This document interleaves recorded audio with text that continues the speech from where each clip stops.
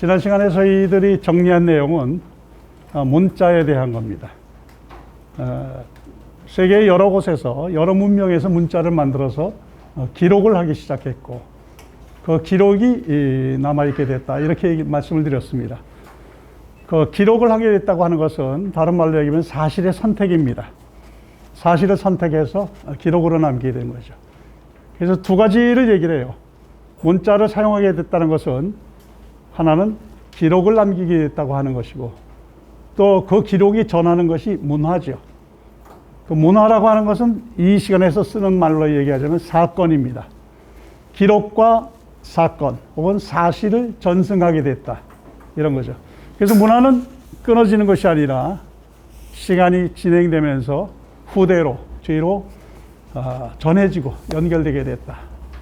그래서 그것을 모은 것들이 문자를 사용해서 선택된 사실들을 전하는 것, 이것이 책들이고 문서들이다 이렇게 말씀드렸습니다.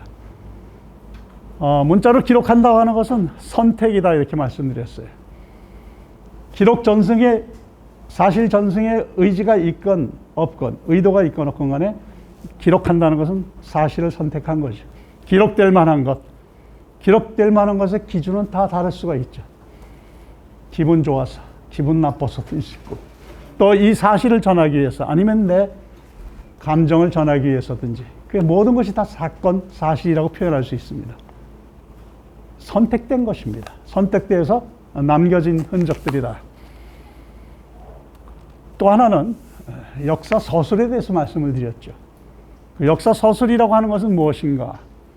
역사 서술이라는 것은 결국 찾아서 얻어진 사실이다. 이렇게 얘기를 할 수 있어요. 그냥 남겨진 사실이 아니라 역사가는 남겨진 기록과 그 이외의 형태를 가지고 찾습니다. 무엇이 사실일까? 그래서 찾아서 기록하는 것, 서술하는 것. 그런데 그것만 가지고는 지나간 역사에 대해서 온전하게 전할 수 없기 때문에 남겨지지 않은 부분은 추리를 하게 되죠. 추정을 하게 됩니다. 그래서 그 두 작업을 한 게 전자는 우리가 검증 혹은 실증 이렇게 얘기를 하죠. 검증을 합니다. 역사가는 자기가 전해 들은 것들, 전해진 문서들을 보고 사실을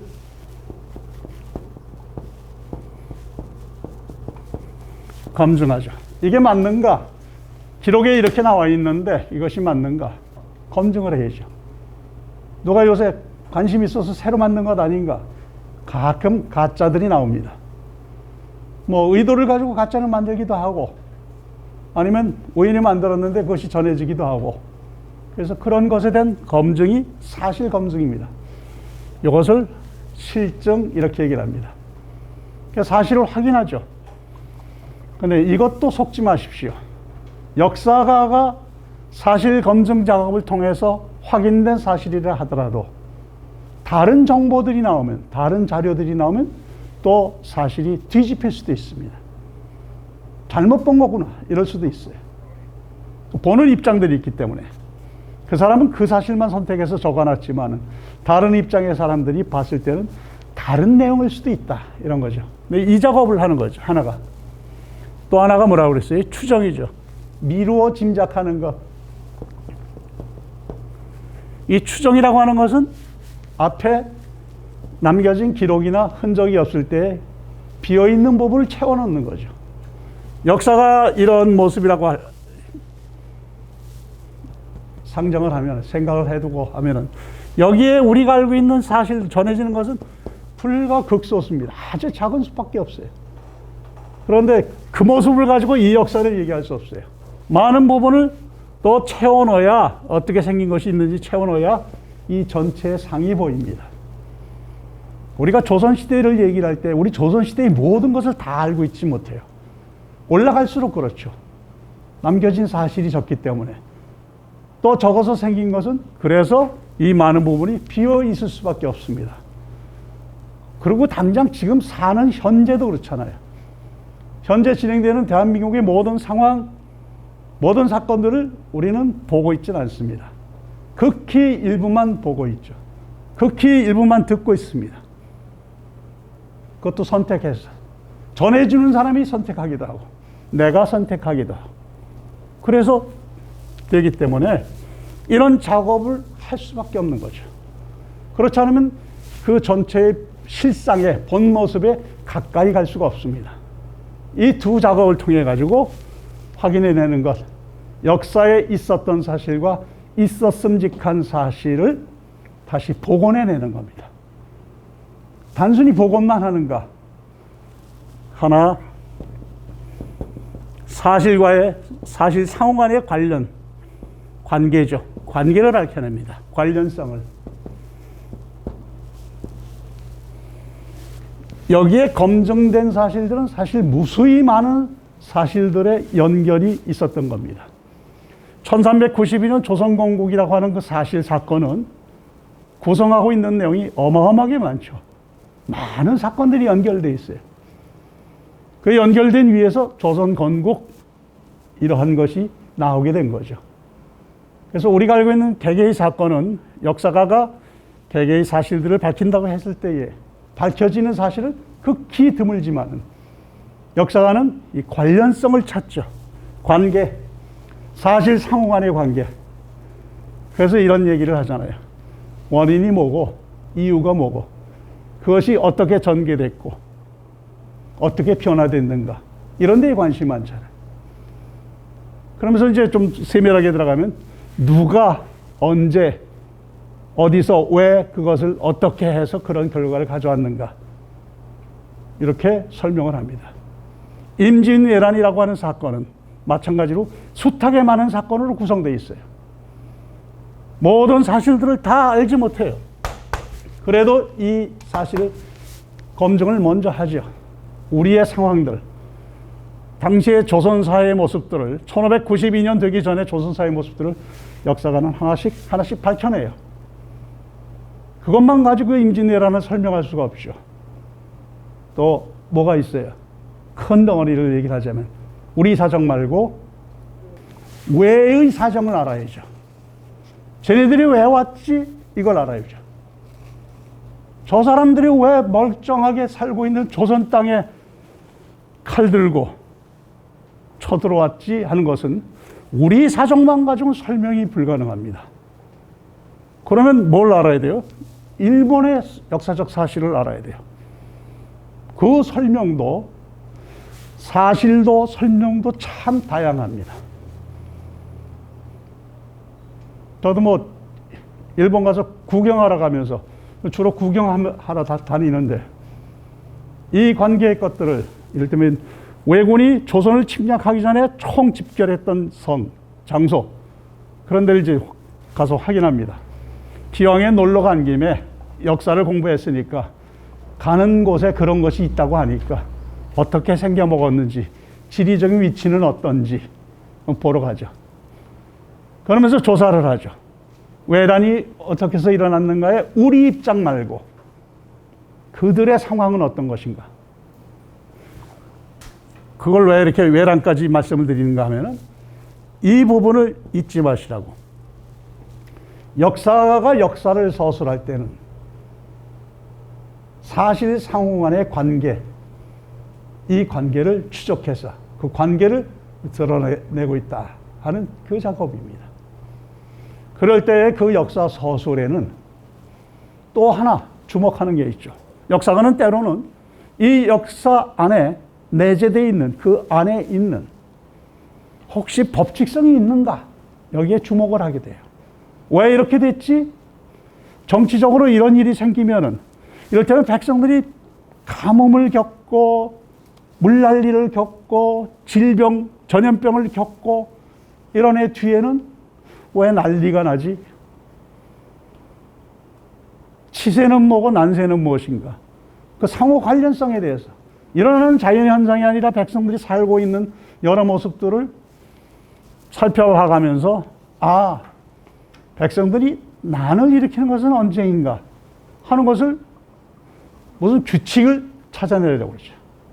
거기서 원인을 얘기를 하고 이렇게 이런 일이 벌어지면 어떤 일이 발생한다는 것을 만들기도 하죠. 그건 가설입니다. 가설을 세워서 역사를 바라보고 그 가설이 사실 검증을 통해서 맞았다고 하면은 자신의 이론으로서 그 사실 상호간의 관계를 파악하는 이론으로서 주장하기 시작하죠. 처음에는 가설 가지고예요. 그런 것들이 역사 서술이다 하는 거죠. 그 역사 서술들, 우리가 흔히 보는 것이 역사서지요. 그 역사서 안에는 그런 것들이 들어가 있죠. 그래서 역사서는 어떻게 편찬됐을까 하는 것을 지난 시간에 말씀을 드렸어요. 크게 나누자면 개인이 쓴 것도 있고 관이 쓴 것도 있고 사찬이 있고 관찬이 있다 이렇게 말씀드렸죠. 개인이 쓴 것은 더 설명드릴 필요가 없지만은 관찬의 경우라도 고려와 조선 시기를 잠깐 말씀을 드렸죠. 편찬 기구가 있었다. 고려의 역사를 편찬하는 기구가 있었고 조선의 역사를 편찬하는 기구가 있었다. 그것이 사관.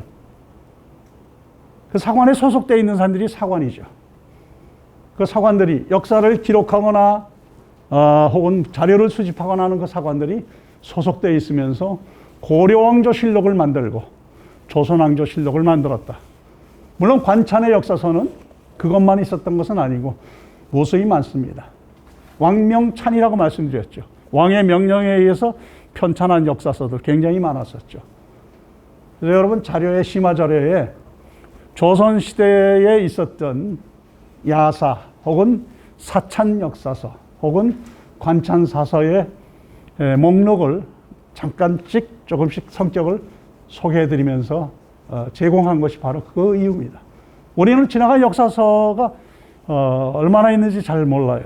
소개가 잘 안 돼 있고 조선왕조실록은 아마 익히 들었을 텐데 지난번에 말씀하셨지만은 고려왕조실록 있는 거 처음 들으셨다고 그럴 수 있죠.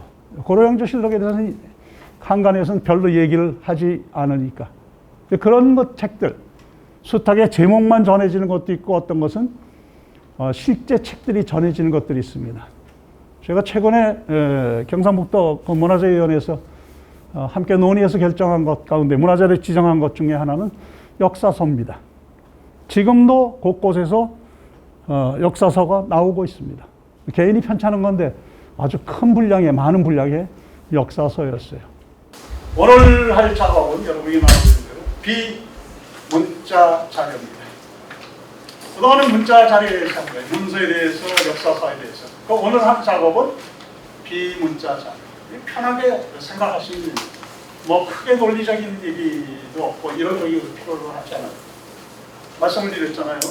전해지는 것 가운데서는 문자 이외의 방법으로 우리에게 전해지는 역사들이 있다. 그렇죠. 그 여러 종류의 것들을 오늘 한 5가지 내지 10가지로 유형을 분류를 했습니다. 그 분류는 절대적인 게 아니에요. 어디에 들어가 있는, 그때 4번의 분류에 들어가 있는 것이 뭐 9번 분류하고 겹칠 수도 있고. 그런데 그 유형들을 이렇게 나눠보면 좀 이해하기가 편하지 않겠는가 해서 나눈 것이지, 이게 어디 저 국가고시라든가 예비고사라든가 하는 나오는 그 유형 분류가 아닙니다. 그러니까 김한목이가 이 수강을 하시는 분들에게는 이렇게 나눠서 대충 나눠서 보시면 이런 것들이 있다 하는 정도로 나눴다 이렇게 이해를 하시고 보시면 될 겁니다. 먼저 영상물을 보면서 그 주제에 따라서 영상물을 편집을 했습니다. 제가 여러분에게 좀 몇 가지를 여쭤볼 겁니다. 어떻게 생각하십니까? 뭐가 보입니까? 솔직하게 얘기하시면 됩니다. 첫 번째 보신 주제는 몇 개 안 되지만 지난번에 봤었죠. 이태리 로마의 수도교 혹은 수로교 이렇게 부르는 겁니다. 다리는 강 위에 세운다. 이 강이라고 하는 게 이제 허발적인 것이고 또 생각하는 뒤에 얘기합시다. 한 서너 가지만 얘기합시다. 얘기할 수 있는 거. 얘기해보세요. 이쪽, 저쪽. 네? 이쪽하고 저쪽. 연결. 양쪽. 양쪽. 예. 양쪽을 연결한다. 연결 말씀하시는 거죠? 예. 그 다음에 삼층다리. 예? 삼층다리요. 삼층다리. 3층. 예. 굉장히 중요한 걸 말씀하셨어요. 3층. 층수를 이제 확인해 봐야 되겠죠. 일단은 주장이니까. 3층. 내가 보기엔 3층이다 이거죠. 눈 흐린 사람 와서 하나를 보일 겁니다. 그 다음에 예쁘게 만들었어요. 네? 예쁘게 만든. 예. 어느 분이시죠? 예, 예쁘게. 오, 예쁘다. 예. 겉모습에 대한 생각이죠. 이 수로교라고 지금 말씀을 드렸어요. 아니요, 수도교. 수로교에 있어서 가장 중요한 것은 뭐겠어요? 빼서는 안 될 것은 상수. 물을 나르는 것이죠. 물을 나르는 것을 만들었어요. 물은 그냥 흘러요. 자연에 있어서 개천, 계곡이 됐건 아니면 뭐 천이 됐건 강이 됐건 물이 흘러요. 그런데 이것은 물 흐르는 것은 인위적으로 만든 거잖아요. 이게 가장 중요한 포인트잖아요. 여러분이 이 인물이 딱 나왔을 때 역사를 서술한다고 했을 때 그 포인트는 놓쳐서는 안 되죠. 수로교라고 제목도 얘기했어요. 이건 누군가 얘기해 줬을까? 아, 이거 수로교입니다. 이렇게 얘기했죠. 그러니까 사전에 정보가 있는 거죠. 그럴 때, 제일 중요한 물의 공급과 수요, 용수죠, 용수. 어디에 쓰려고 이걸 만들었다는 것은 반드시 얘기해요. 이것부터 하나씩 보여드립시다. 강위, 위치가 강위죠. 근데 이 수로교는 우리가 사진 찍기에 강에 있는 구조물을 찍어서 강위가 됐죠. 이게 강위만 날리겠는가? 이것은 맞습니다. 그러니까 부분을 얘기하는가, 본질을 얘기하는가, 전체를 얘기하는가, 어느 부분을 얘기하는가 하는 것이 보는 것에 다르다. 이걸 말씀드리는 겁니다. 굉장히 수십 킬로, 수백 킬로가 되어 있어요. 수로교면 출발하는 곳이 있을 거예요. 물에 공급 있는 공급처가 있을 거예요. 어디 물을 어디로, 이걸 생각해야 되는 거죠. 이게 보편성입니다. 이런 거 추정을 할 때, 알고 싶어 할 때, 저 물 어디서 왔지? 이거부터 시작합니다. 물 어디서 왔지? 근데 왜 그 물을 썼지? 이 근방엔 없는가? 저렇게 구조물까지 만들어가고 돈 들어가지, 힘 들어가지, 사람들 동원해야지. 그럼 뭐 이유가 있을 터인데 그 이유에 대해서 궁금해야 되겠죠. 서술을 해야 되면 사실을 전할 때 정확하게 얘기해야 될 필요가 있겠죠. 그리고 이건 아직 몰라요. 이것만 가지고는 우리가 얘기할 수 없어요. 이 다리만 가지고 얘기하라면 사실은 이런 얘기 못하죠.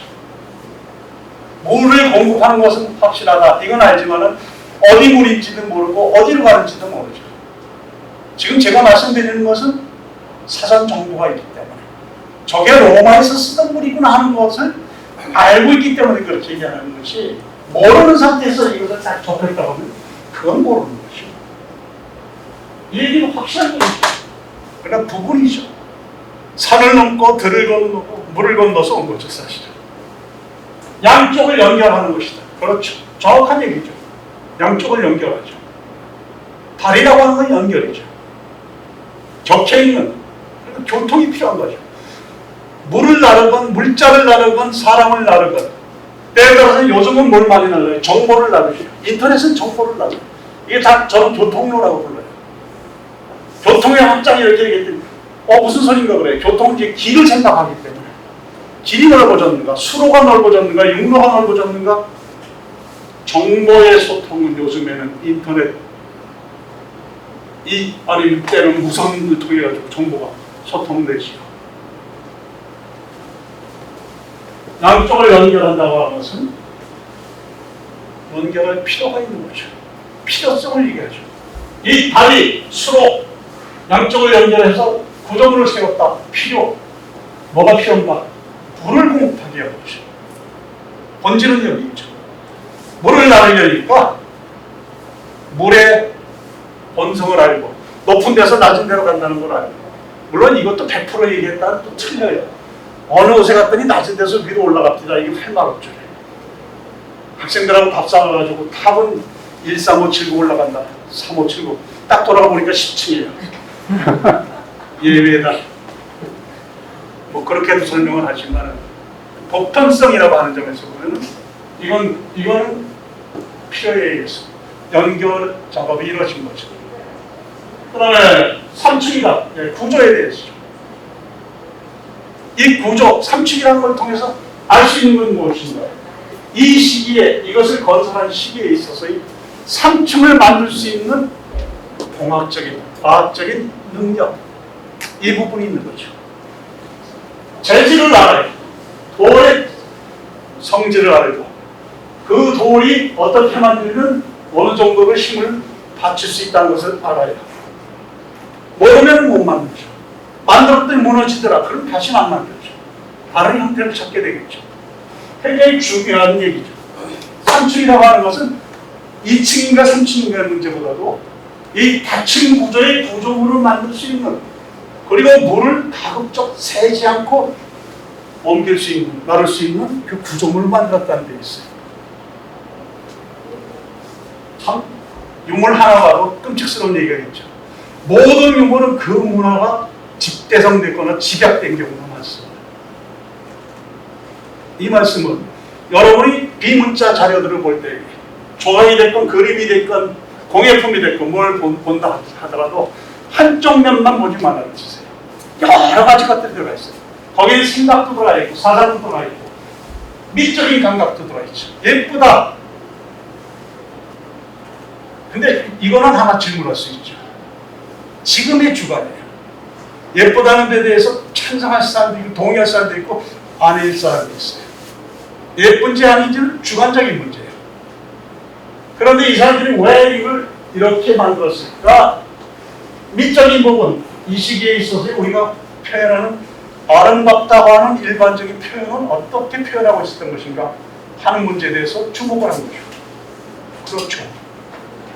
우리가 봤을 때에 2000년 된 거, 3000년 된 거, 아니면 500년 전의 것 보면서 아름답다 이렇게 느끼게 돼요. 어떤 사람은 거기서 아름다움을 느끼는 게 아니라 힘있다 이렇게 느끼기도 하죠. 알타미라 벽화에 있는 그 벽화, 그림, 동굴 벽화에 있는 그림들, 바위 그림들 보면은 아름답다, 예쁘다 이렇게 느끼기도 하고 힘차다 이렇게 느끼기도 하고 느끼는 건 달라요. 주관이죠. 근데 분명한 것은 그 수로를 만들 때 이렇게 표현하는 양식들이 있어요. 이건 무엇인가? 지금 얘기한 대로 이걸 위해서, 아름답게 만들기 위해서 이런 구조적인 수법들, 다른 방법들 이런 것을 사용한 거죠. 그럼 이 시기에 이것이 보편적인 방법인가? 저것은 로마식의 방법인가? 아니면 이 수로가 지나가는 지역에 있어의 문화의 특징인가? 이렇게 따지는 것이. 이 수로기 하나 가지고 이렇게 말씀드린 것은 앞으로 볼 우리 모든 것들이 이렇게 다각도에서 때로는 정치적인, 때로는 경제적인, 혹은 문화적인 측면에 있어서, 사상적인 측면에 있어서 여러 가지 문화들을 나타내고 있는 것들이다. 이런 뜻입니다. 참 보기 어렵다. 이렇게 생각을 할 수도 있겠지만 때로는 보기 어렵습니다. 왜냐하면 많은 것들이 전해지고 있으면 저 수로교가 로마를 향해서 곳곳에서 온 것이 그대로 원형이 남아있다고 할 것 같으면, 아니면 수로교에 대한 자료들, 문헌기록들이 여러 가지 것들이 남아있다고 하면 이것은 쉽게 이해할 수 있어요. 그러나 달랑 저다리 하나만 남아있다 하면 정말 골치 아픈 거죠. 저 문화를 제대로 이해한다고 하는 거예요. 그래서 우리가 보고자 하는 비문자의 것들은 사실은 말은 안 해요. 이게 말하니까 벌떡 일어나가지고 벌떡 일어나면 큰일 나죠. 말은 안 해요. 내가 물나는데 이 소리 절대 안 해요. 난 멋지게 생겼대 이 소리 안 해요. 삼층 구조대 참 힘들게 만들었대, 최고의 과학기술이래, 얘기를 안 해요. 근데 그 얘기하는 건 누가 봐요? 역사를 들여다보는 사람이 그걸 얘기를 해요. 타보탑을 보고 석가탑을 보고 여러 가지 얘기를 하죠. 불교 사상부터 사상적 측면도 얘기하고 미적인 부분도 얘기해요. 둘이 느낌이 다르니까 과학을 얘기해요. 그리고 그 그것을 만드는 기술에 대해서 얘기해요. 만들었던 석공들에 대해서 얘기를 하고 장애에 대해서 얘기를 하고 일반인들의 신앙에 대해서 얘기를 하고 한두 가지 걸리는 게 아니죠. 이런 것이 비문자 자료를 보게 되는 우리가 여러 가지 것들을 지금 한꺼번에 말씀드렸지만 그런 것이다는 거죠. 두 번째 거 보겠습니다. 빠른 속도로 볼게요. 자, 이게 나중에 다시 보겠지만 멀쩡한 산꼭대기에다가 자연 위에다가 인간은 이런 흔적을 남겼어요. 사람들은 다리가 됐건 거주하는 곳이 됐건 어느 곳에다 세우는가, 어느 곳에다가 흔적을 남기는가 자연에다 남깁니다. 종전에 그냥 대지라고 부르던 땅덩어리라고 부르는 것이 토지가 되죠. 경작하기 시작했을 때 토지가 되죠. 그냥 대지였는데 그 위에다가 거주의 시설 만들면 택지가 되죠. 거주지가 돼요. 거주의 터가 돼요. 서당을 지면 서당이 돼요. 서당터가 되는 것이고 땅의 성격은 똑같아요. 땅이었는데 농토가 되고 서당 자리가 되고 소원 자리가 되고 교회가 세워지고 성당이 세워지고 절이 세워지는 거죠. 그런 흔적들이 많이 있어요. 이 자체를 얘기하는 게 지금은 여러분이 말씀드린 것은 이 대지 위에 자연 위에 이런 인간의 흔적들이 많다. 그 다음 수로 쿠스코라고 하는 도시가 있죠. 가다 보면은 마추픽추 가다 보면 쿠스코라고 하는 도시가 있어요. 그 도시의 직권호기가는 이게 한두 군데가 아니고 여러 군데 있어요. 이게 뭐냐고 물어봤어요. 수로라고 합니다. 수로. 물이 흘러가는 거죠. 여러 가지 이유로 수로를 만들었을 거예요. 물이 많은 곳에서도 만들 수 있고 물이 적은 곳에서도 만들어요. 왜? 물을 모으기 위해서. 저장을 하기 위해서. 물은 유수, 흘러가기만 하지 않아요. 그 흘러가는 물을 저장하기도 하고 사람이 쓰게 돼요. 용수. 음용 혹은 마시기도 하죠. 빨래하는 데도 쓰죠. 그런데 곳곳에 이런 삶의 흔적들을 남기게 되는 거죠. 그럼 이 마추픽추 참고 집들입니다. 최소 여기 사는 사람들은 위치에 따라서 신분의 차이가 있었을 겁니다. 제사장이 사는 곳 아니면 일반 관리인가 사는 곳, 농민들이 사는 곳이 구별이 되겠죠. 물 가까운 곳이에요. 예, 그다음 이건 혹시 군사시설로 썼다고 하는 걸 알 수 있죠. 왜 구멍을 뚫어놨겠는가? 오는 적을 볼 수가 있어야 되는 겁니다. 그 다음 여기에 태양이 넘어가지 말라고 비끄러매는 곳이라는데 세계에서 그동안 인류 역사상 지나가는 태양을 붙들어맨 사람은 한 사람도 없습니다. 근데 뭘 뜻하는가? 이들과의 마추픽추에 살던 마야족들하고 이들과 태양과의 관계죠. 태양을 뭐라고 생각하는 거예요? 하는 문제가 되는 거예요. 도구, 살면서 도구들을 만들어요. 이거 어느 집 건지 제가 그 집 선전하는 것 같아가지고 말씀을 못 드리겠습니다. 국수 먹으러 갔다가 냉면 먹으러 갔다가 이걸 모아놨길래 요즘 거죠. 요즘 거. 국수틀 뽑는 거. 그 이전에 뽑던 거, 힘으로 누르던 거. 국수틀들입니다. 싼던 그릇들. 손님한테 내는 그릇을 한 구탱이에 모아놨더라고요. 저희 집의 역사입니다 하고 내놓는 거예요. 메밀 그냥 먹질 않죠. 메밀. 갈아서 전을 부쳐 먹든지 국수를 뽑아 먹든지 가공을 합니다. 근데 맨손으로는 못하죠. 뭔가 틀을 만들어요. 이런 틀들을 만들어서 가공해서 사용을 하죠. 그리고 그것을 이런 그릇 같은 데서 다 담기도 하고 솥에 삶기도 하고 하는 거죠. 이런 재료들을 갖다 이렇게 보여주더라고요. 이게 가서 이걸 해놔서 재밌었어요. 이 집 그 사장님이 자신들의 역사에 대해서 자긍심이 있구나는 걸 손님은 느낄 수가 있죠. 그런 음식에 대한 신뢰가 가지고 자기들 음식 만드는 거에 대해서 이렇게 자신이 있어하고 자긍심이 있으면 최소한 정성은 들어갔겠다. 실력은 몰라도.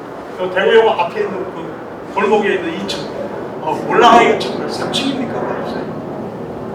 네, 그다음 도구를 만들죠. 제일 먼저 등장하는 거, 곡괭이라든가 쟁기라든가 농업 사람들이 여기에 관심이 많습니다. 2마리의 소가 끄는 쟁기인가 1마리의 소가 끄는 쟁기인가.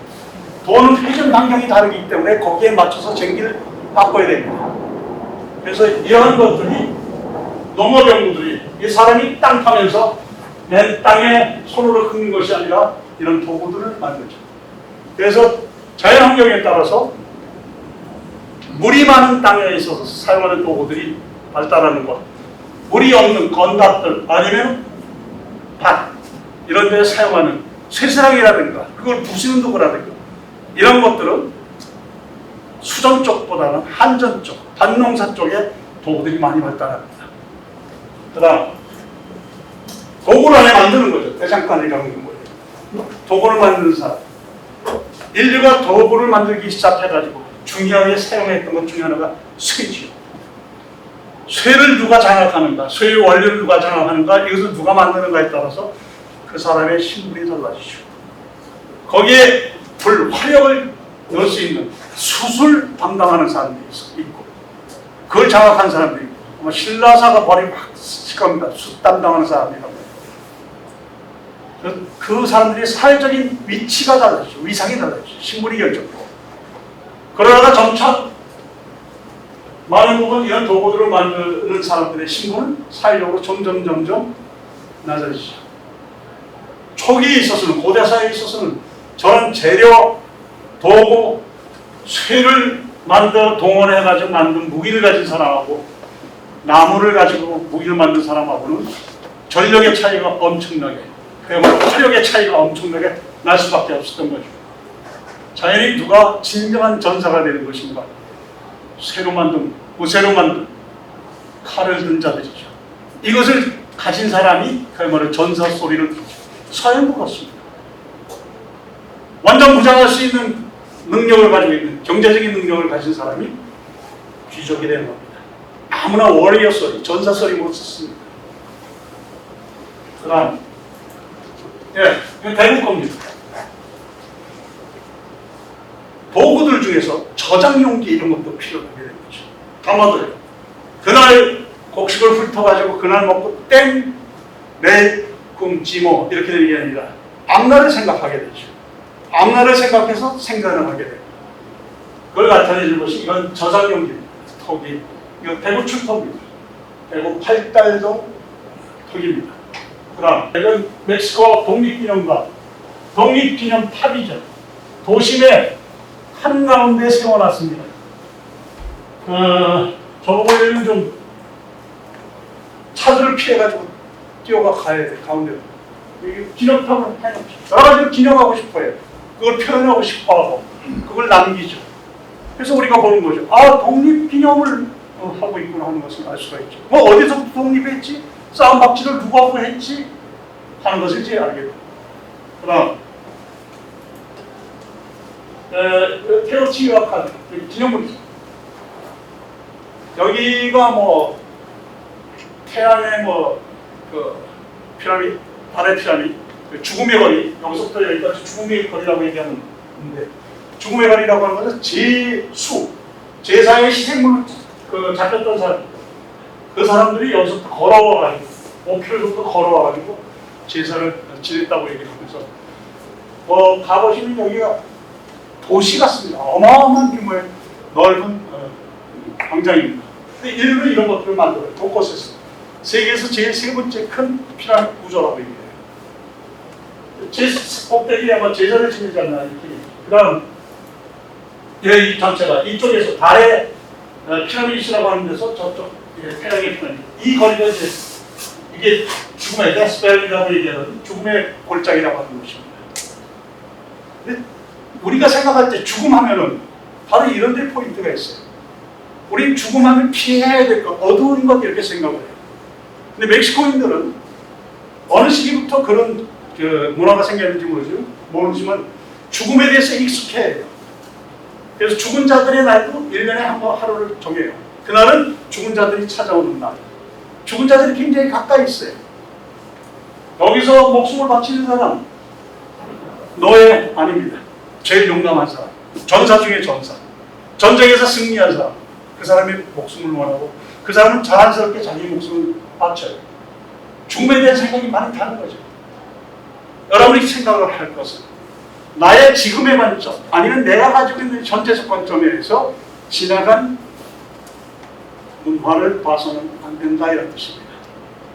다를 수가 있습니다. 우리는 늘 습관적으로 거의 그렇게 되어 있어요. 나의 관점 또 지금의 관점에서 봅니다. 조선시대는 조선시대의 눈으로 봐야 되고 고려시대는 고려시대의 눈으로 봐야 돼요.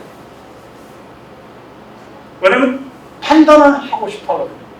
분별을 하고 판단을 하고 거기에 가치를 개입해요. 역사에서 항상 교훈을 얻고 싶어 하기 때문에 저건 잘못됐다 저건 옳다. 또 문화적인 우열을 나누려고 해요. 마야 와 어마어마하네 이렇게도 얘기를 하지만 때로는 엉터리였네 이렇게 얘기도 해요.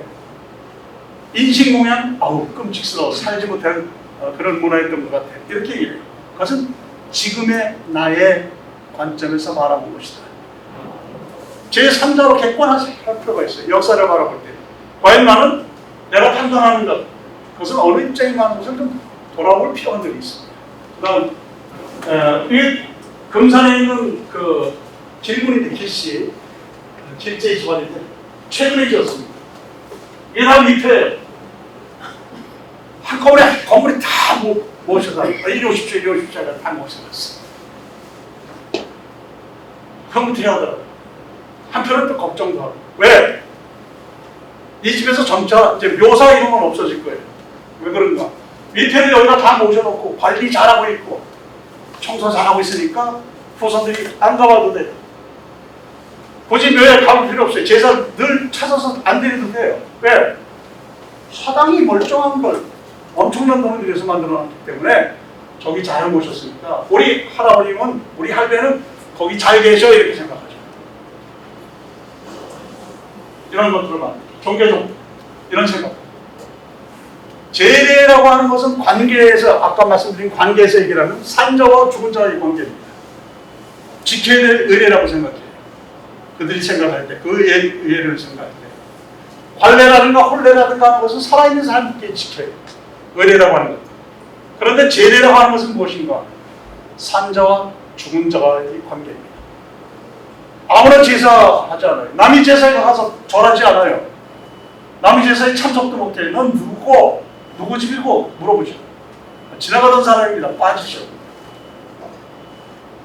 제례라고 하는 게 이거였어요. 그다음 이거는 그 가던 길에 찍은 건데 죽음이 익숙하다고 했잖아요. 멕시코 지역에서 마야라든가 하는 전통, 아즈텍 전통 마야보다 더 선행하는 문화들이 있었어요.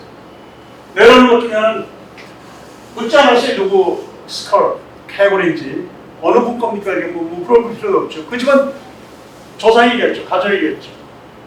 아버님이 됐던 할아버님이 됐건 이렇게 같은 집안에서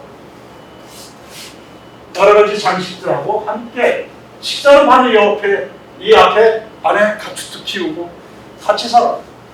함께 해요. 죽음이 가까운 곳에 있어요. 삶과 죽음이라는 것은 그렇게 크게 분리할 문제가 아니다 이렇게 생각을 하고 있는 것 같아요. 그래서 이거 딱 보는구나. 이분들은 죽음의 문제에 대해서 우리가 알고 있는 그런 그 느낌하고 정서하고 많이 다르겠구나 이렇게 느껴요. 그다음, 우리나라 제사죠. 굉장히 큰 제사인데, 실물입니다. 이거. 모형이 아닙니다. 이 모형 아닙니다. 이 실물입니다. 엄청난 제사죠. 시조묘 제사에 해당하는 건데 시조묘 그 집안의 시조무효에 해당하는 시조를 모신 절이 있고 묘 정도가 아니라 절이 있고 능이 있고 그래요. 관복 그대로 입지 않습니다. 저런 제사 정도면 중앙에서 왕이 늘 그런 건 아니지만 경관치제라고 해가지고 근시 자기 측근에 있는 승지라든가 예조의 관리를 내려보냅니다. 가서 제사에 헌관으로 제관으로 참석하고 치제 제사 드리는 거에 도와줘라 그러고서 보냅니다. 그런 부분이 있지만 여기 참석한 사람이 다 관리들은 아닙니다. 이건 종묘죠. 종묘. 국가에 있어서의 유교 국가에 있어서 중요한 것은 종묘와 사직입니다. 종묘사직을 붙여서 얘기를 하죠. 보도 보면 종묘사직을. 보통 국가를 얘기할 때 사직 이렇게 얘기를 하죠. 근데 사직을 엄격히 얘기하면 토지시라든가 곡실이죠. 생산과 관련된, 경제적인 것과 관련된 거죠. 종묘는 뭐냐? 그걸 대종이라고 봤을 때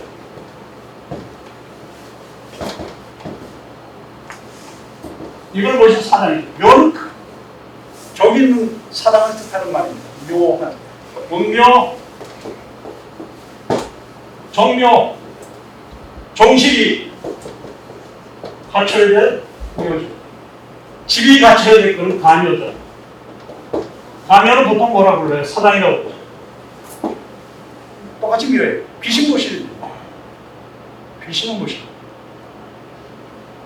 그 종묘입니다. 종묘와 사직을 두는 것은 향이 있죠. 동서 나눠서 둡니다. 동쪽에 두고, 종묘 두고, 사직 서쪽에 두고, 이렇게 둡니다. 그러니까 대구에는 사직단이 두 군데 있죠. 왜 두 군데가 있겠는가? 현재의 대구는 두 고을이 합했기 때문에, 두 고을이 아니라 세 고을, 네 고을 합했지만, 나가다가 월드컵 경기장 스테디움이 있는데 사직단이 있죠. 그것은 경산의 사직단입니다. 대구의 사직단이 아니고 경산이라고 하는 도시가 가지고 있던 사직단입니다.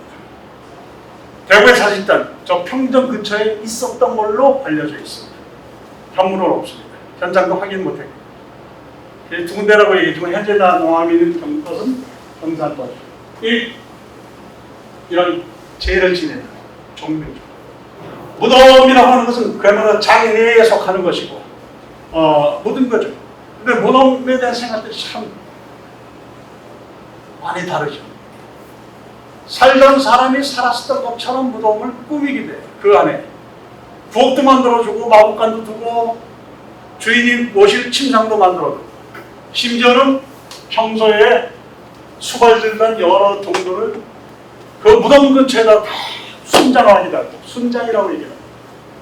고령지상동 법은 34호분이니까 가면은 주인이 들어가 있는 무덤이 있고 주변에 수십 개의 무덤이 쭉 둘러싸여 있죠. 이들은 각각 하는 일이 달라요. 밥하는 사람 이렇게 하면 일반 심부름 하는 사람, 뭐 하는 사람 다 달라요. 함께 죽였어요. 묻었어요. 그걸 순장이라고 해요. 우리도 어느 시기까지 순장이 있었어요. 죽여도 된다고 생각했죠. 누굴 위해서? 이 가운데 주인을 위해서. 순장.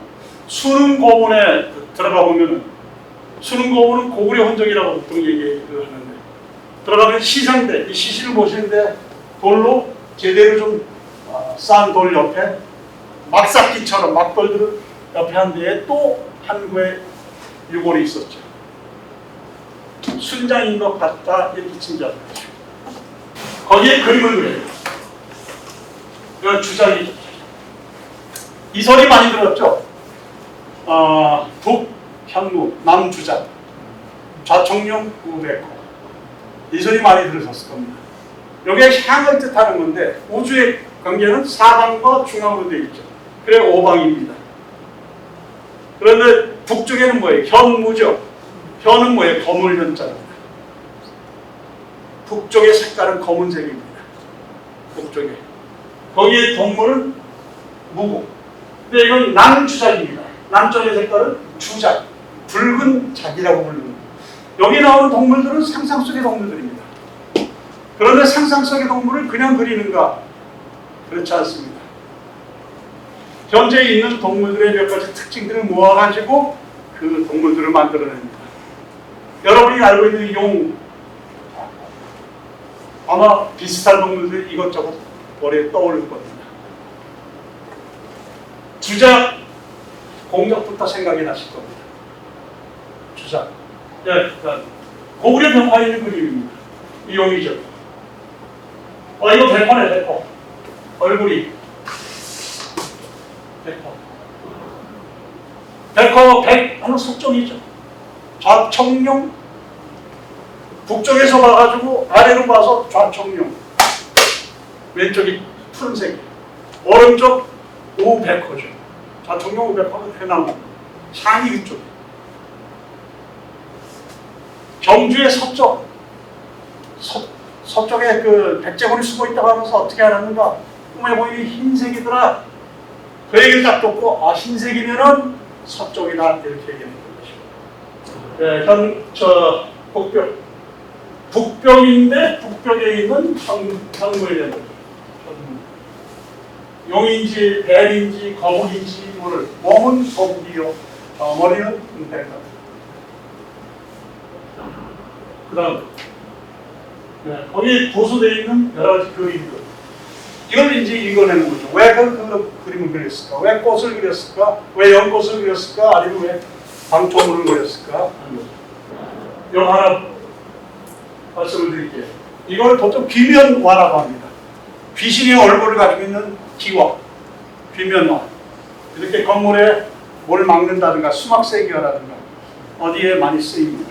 그래서 우리는 콧구멍, 수염, 뿔, 이빨 이걸 뭐라고 붙였냐면 귀면이라고 불렀어요. 귀면. 귀신의 얼굴, 도깨비 얼굴 이렇게 불렀었죠.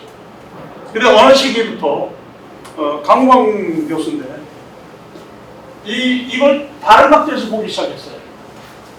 다른 각도에서 봤더니 아 이건 용의 전면 얼굴이네 이렇게 주장하기 시작했죠.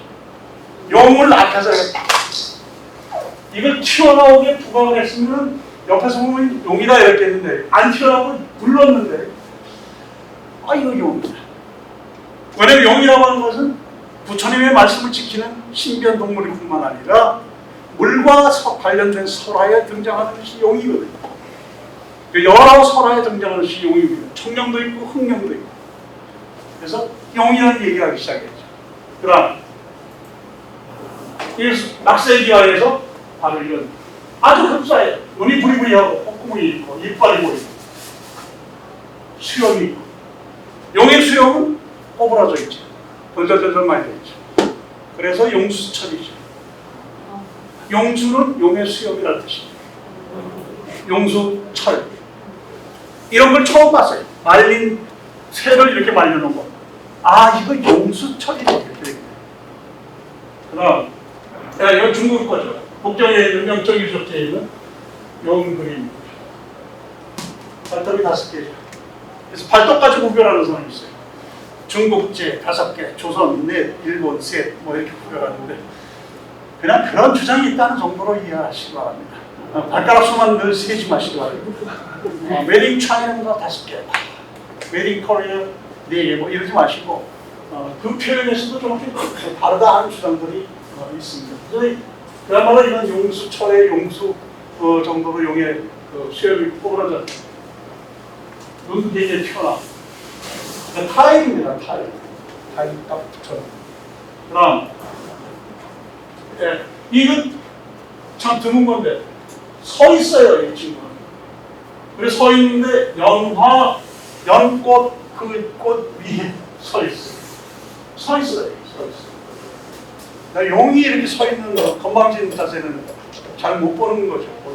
날아다니든지 옆으로 가든지 뭐 이런 자세.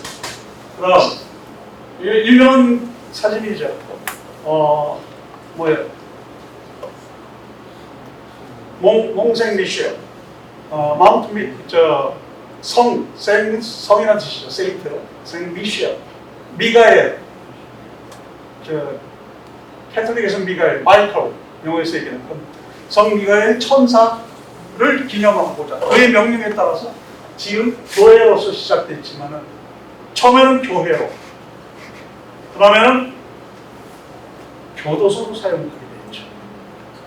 그리고 그 다음엔 다시 수도원이 되게 돼요. 이걸 뭘 말씀드린다면 발음이 잘아깝니다. 지형 지리에 따라서 사람은 자기에 필요한 시설물들을 구조물들을 세워요. 그러면서 뒤에 이것들은 덧붙인 구조물들입니다. 옆에 나오는 것들.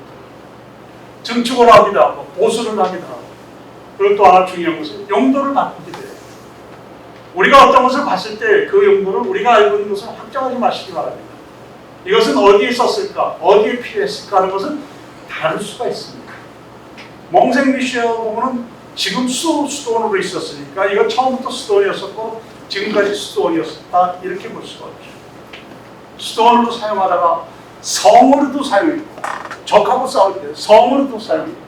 또 때로는 교도소로 사용하게 돼요.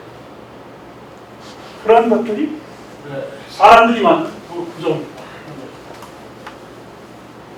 그다음 이거는 마야 쪽에 옆에 있는 구조물, 그 담벼락 옆에 요만한 놔둔데 자신들의 뜻을 이렇게 그림을 통해서 나타내 보시죠. 도저히 읽을 수가 없죠. 보기만 하고. 아, 그림 그렸네. 뭔가를 나타내려고 했는데 뭔지 모르겠다. 바로 옆에 또 있거든요. 그다음 이거는 우리 고령 고아리 고분벽화. 고령에도 고분벽화가 있습니다. 일반인 출입이 잘 허락되지 않지만 눈에 보존하기 위해서 많은 사람들이 드나들면은 이 벽화 같은 건 손상이 금방 됩니다. 고아리 입구입니다. 이거는 반고대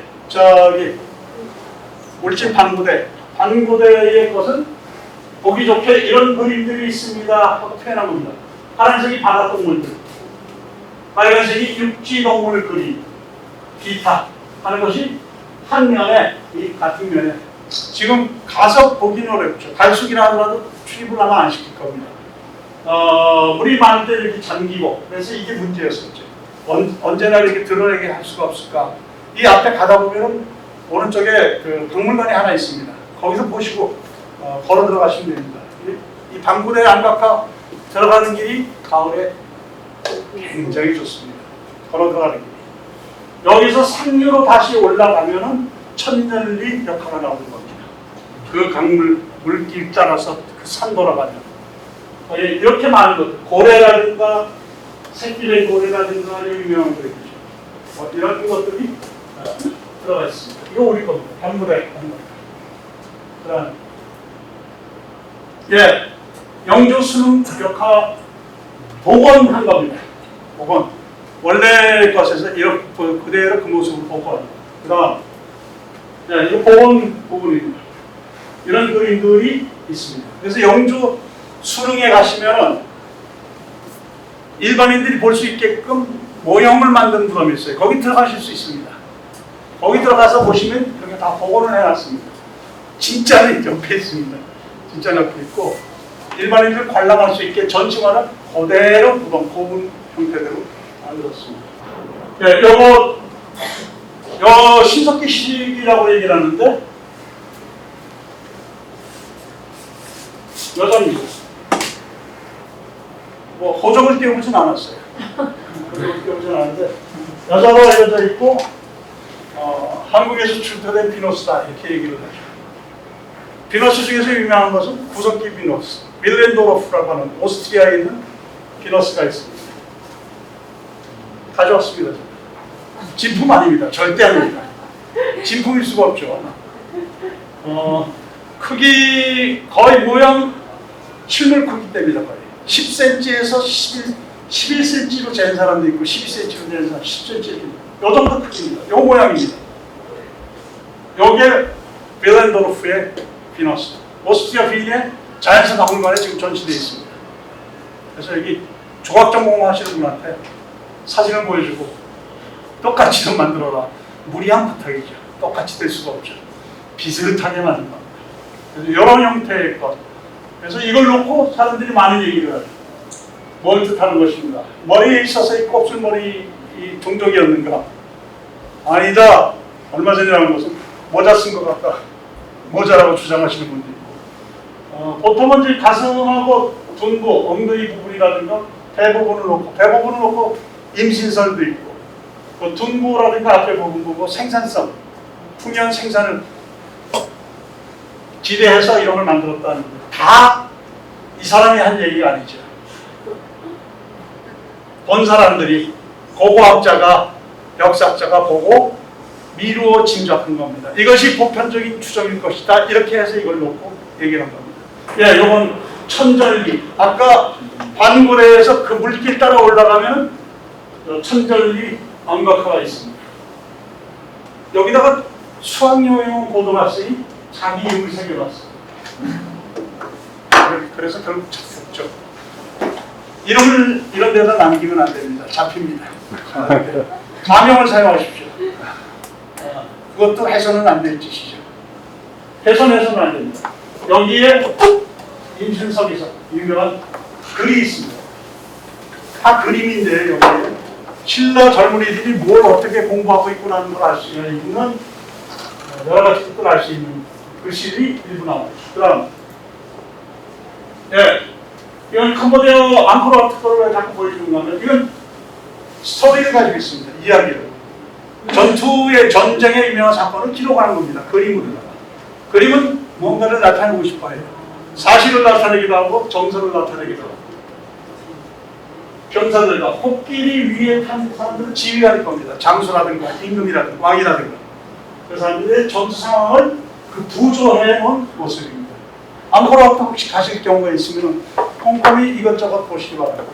그 다음 합사 부도 워낙 유명합니다. 화려한 부도로서 부도라고 하는 것은 수행자의 기념탑이죠. 수행한 사람 스님이라든가 승려의 나비한 이후에 그 뼈 일부를 여기다 모신 게 부도입니다. 그래서 부도 혹은 부도탑 이렇게 얘기하죠.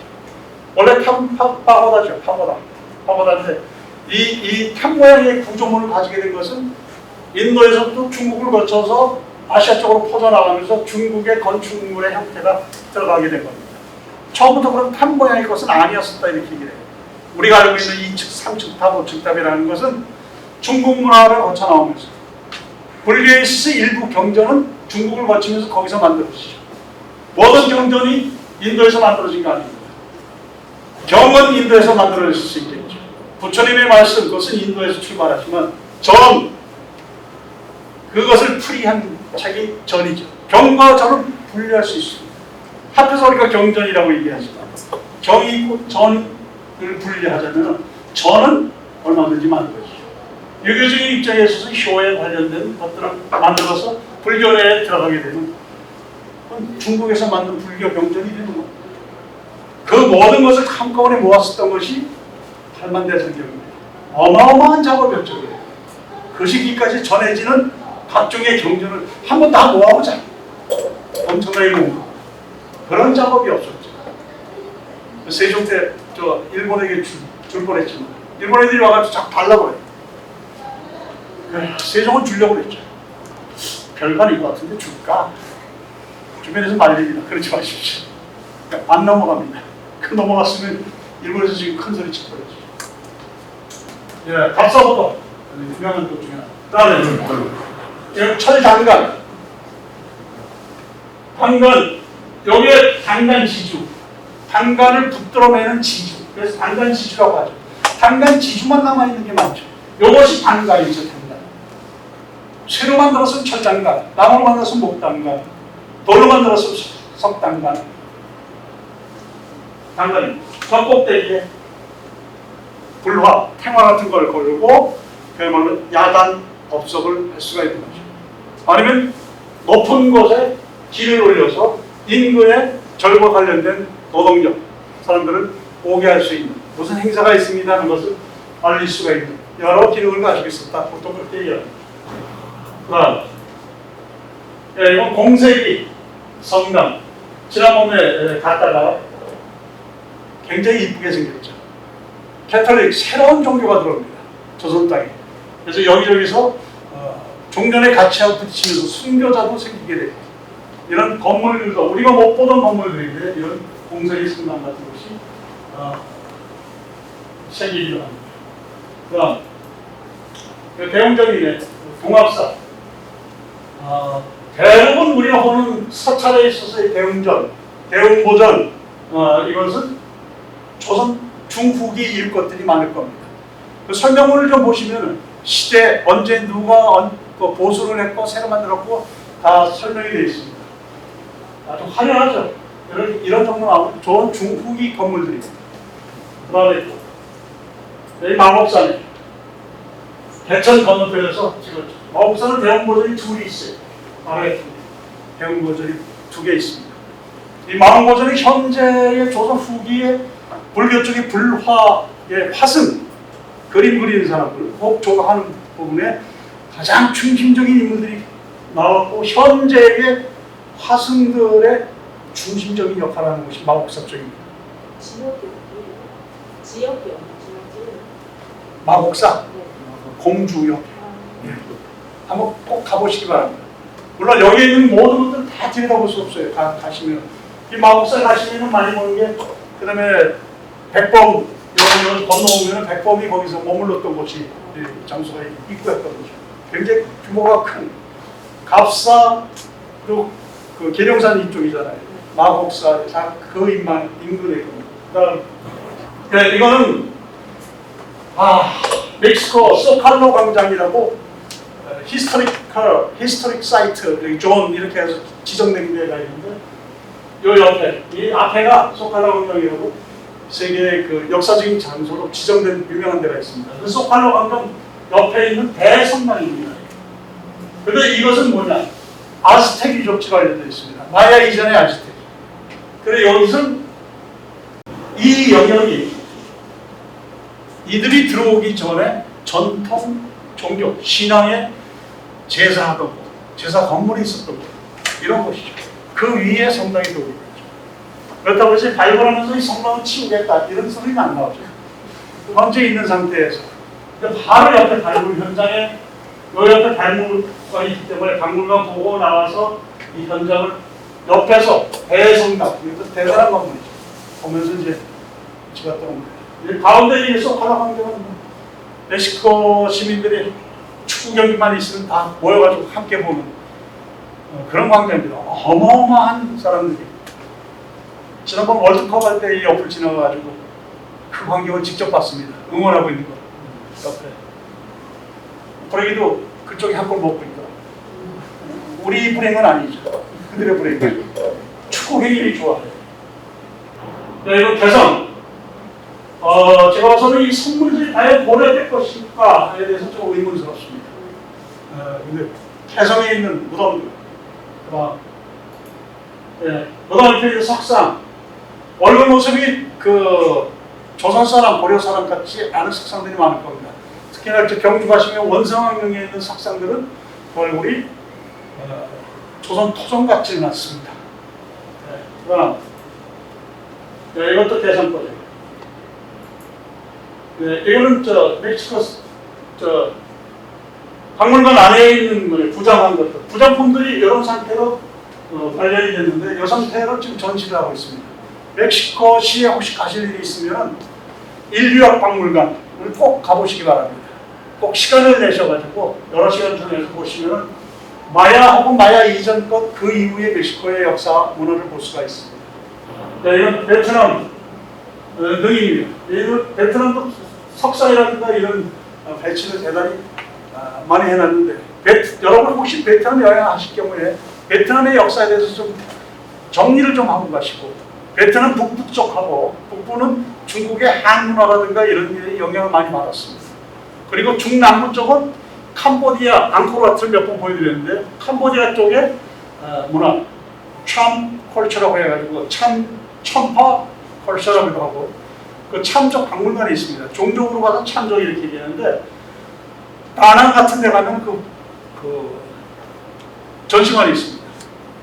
그런 데를 꼭 가보시기 바랍니다. 좀 준비를 하고. 그리고 베트남이 한덩어리가 아닙니다. 그게 한족 문화가 그야말로 베트남이 된 것은 베이트족이 작으면서 베트남이 된 겁니다. 그거는 얼마 되지 않습니다. 18, 19세기에 이 세력이 통일을 하게 됩니다. 그 흔적들입니다. 제가 봐서는 그 흔적이 내려온 그 지역이다 이렇게 보시면 됩니다.